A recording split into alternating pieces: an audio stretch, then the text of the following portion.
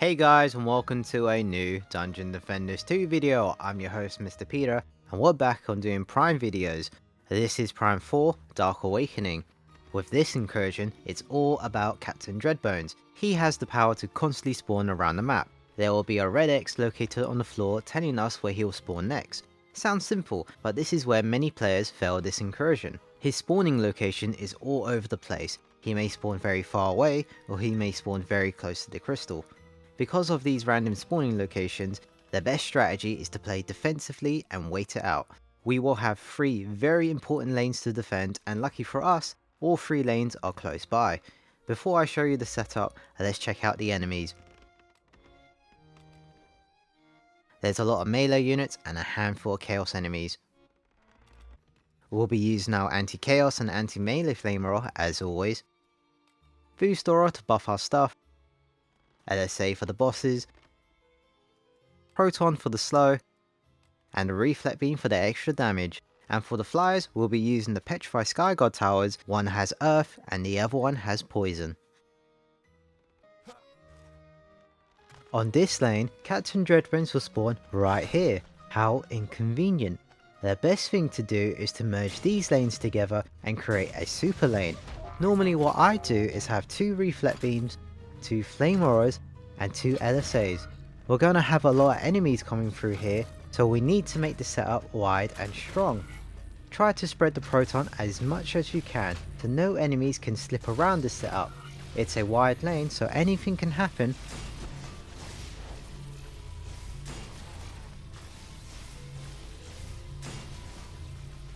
Captain Dreadbones will spawn right here, and he will actually run to this crystal over here. The best thing to do is to have the defense set up on top of the staircase, so when Captain Dreadbones does walk across this platform, he will take tons of damage and if we're lucky, possibly die. Also the staircase is small and narrow, so it's considered as a choke point. We won't need to double up like the other lane, however we will need 2 LSAs for Captain Dreadbones. Oops, sorry. There you go. On this side, Captain Dreadbones will spawn at the bottom of the staircase, so we might as well have the setup at the bottom of the staircase. The same principle as the other staircase, it's small and narrow, so we won't need to double up.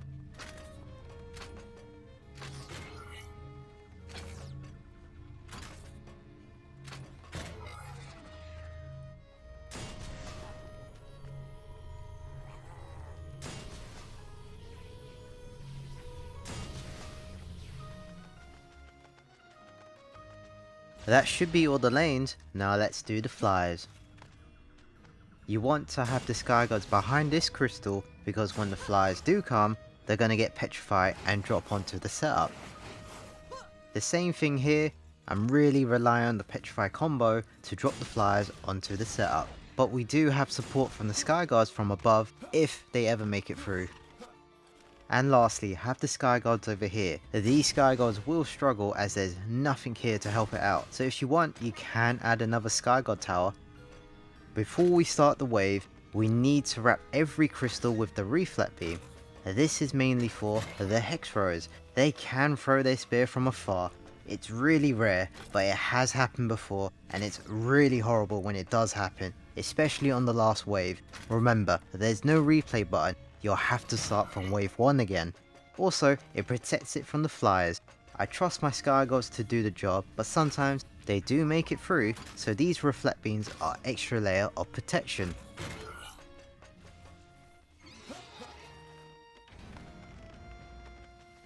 As you can see, he spawned straight away.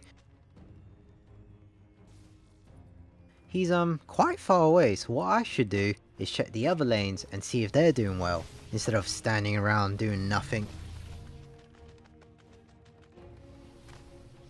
Alright, no one's nearby, so I might as well sit and wait for him. For players who are new to this prime, this is exactly what you want to do. Play defensively and wait for him.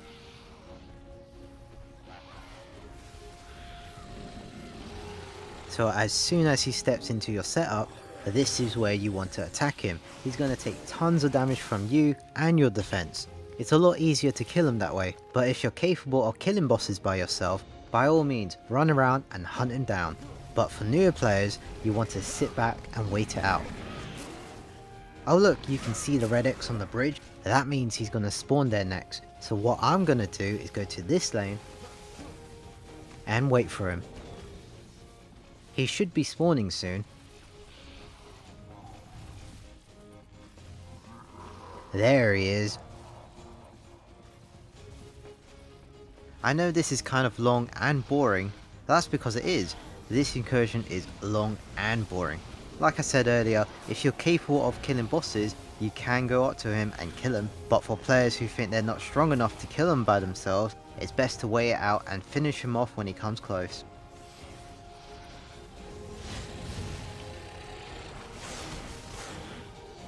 You do have the option to play aggressively to speed things up, but keep an eye out for Captain Dreadbones. When you do see his icon pop up, if he's far away, carry on killing, but if he's on the ship, stop what you're doing and run back. Most experienced players will play aggressively because it's more fun and it speeds things up. You can shoot from range and wave clear. For example, if I go down here, we have a whole wave in front of us. And just like that, the wave is gone. I did both, sitting back and playing aggressively. So if Captain Dreadbones spawns on the ship, I'm ready. Alright, let's check out Captain Dreadbones' spawn locations. All of his spawn locations are fixed locations, however, where he's going to spawn is always random. Once you guys know all of his spawning locations, it's a lot easier to defend against him. What I've done is that I've pinpointed all of his spawn locations on this map, so you guys don't need to memorize it. You can screenshot this later on. For the first set of spawn locations, there should be one on every door, so he can spawn at any door, which is standard info because the other bosses can spawn at any door too. The next set of spawn locations are at the bridges, so he can spawn at the top bridge on the west side on the map and the bottom bridge on the south side on the map. The next set of spawn locations are at the bottom of each staircases. There's one on the left staircase and there's one on the right staircase. And lastly, we have two spawn locations on the ship. One is on the front deck and the other one is at the middle of the ship. These two are the main reason why we can't spawn kill each lane and why we have our setup pushed back. But that's okay, I'd rather you guys be able to complete this incursion than lose to a very inconvenient spawn spot. The best strategy is to play defensively and wait for him. When he does spawn, he will have a unique mini-map icon, so it's a lot easier for you to keep track of him. Hopefully this info will help you on your journey in primes. Before I forget, watch out for the flyers.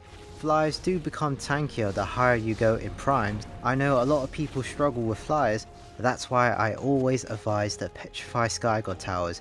They do majority of the work. And it's even better when they drop onto your defense. They die instantly. We're still in wave 1.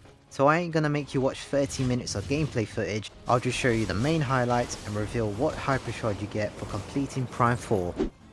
This is an example when he spawns at the center of the ship. He will run across this platform and attack the crystal.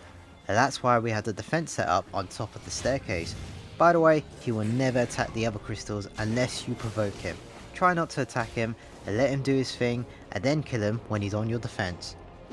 This is an example when he spawns at the front deck. You can see he's at the edge of the ship, and he's just going to run forward straight into our defense. That's why we merged these lanes together just for him.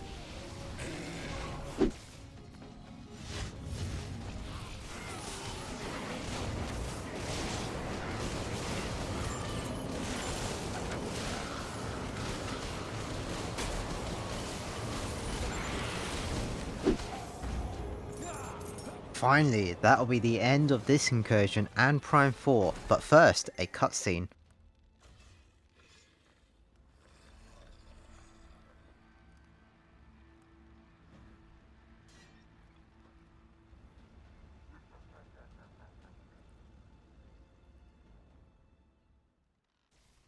Congrats to you guys on beating this incursion and Prime 4. You are rewarded with a hyper shard called Radiant Critical Power. Increases the defense crit damage of nearby defenses by 5% and defense crit chance of nearby defenses by 3%. Basically, you passively give stats to your towers whenever you're nearby. This synchronizes very well with Radiant power as it does exactly the same thing but gives defense power. It's best to use this Hyper Shard with heroes who provide buffs to the towers, like the Initiate and the Lavamancer. Alright, that will be the end of this video. Remember, everything here is in Chaos 7 except for the Reflect Beam. If you did enjoy this video, hit that like button and subscribe for more DD2 content. Again, congrats to you guys on beating Prime 4. I'll see you guys in Prime 5. Take care.